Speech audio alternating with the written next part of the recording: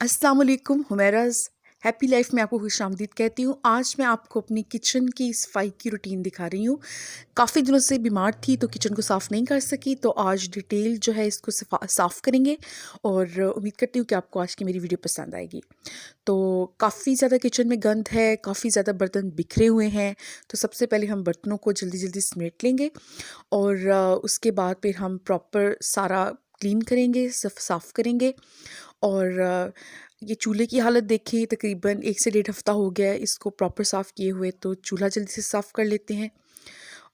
जल्दी से चूल्हे को साफ़ कर रही हूँ और चूल्हे को साफ़ करने के लिए मैं साबुन और पोंछा यूज़ करती हूँ। और ये बर्तन सारे मैंने इकट्ठे कर लिए हैं और घर के हर कोने से बर्तन बरामद करके मैंने यहाँ पे इकट्ठे किए हैं। और ये जो हमारा स्टैंड है ये बिल्कुल भी इस वक्त ऑर्गेनाइज़ नहीं है, तो जल्दी से मैं बर्तन धोऊँगी और फिर स्टैंड को ऑर्गेनाइज़ करूँगी, फिर आपको दिखाऊँगी। तो बर्तनों को साबुन लगा के रख दिया है। ये दरमियान वाले जो 2 देचके हैं इनमें चावल थे और नूडल्स थे, तो वो मैंने ज़रा पानी डाल के रखा है और अभी ये सारा इनको साफ़ करूँगी और फिर आपको सारा साफ़ करके फिर अपडेट करती हूँ। जी हाँ, तो ये बर्तन एकदम से साफ़ हो गए, बेसन भी मैंने सारा साफ़ कर दिया है और इसके बाद किचन की तकरीबन सफाई कंप्लीट हो चुकी है।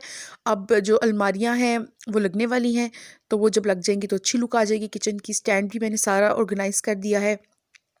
अभी एक बार फिर डिटेल सफाई होनी बाकी है, लेकिन पहले की निस्बत काफ़ी क्लीन लग रहा है किचन।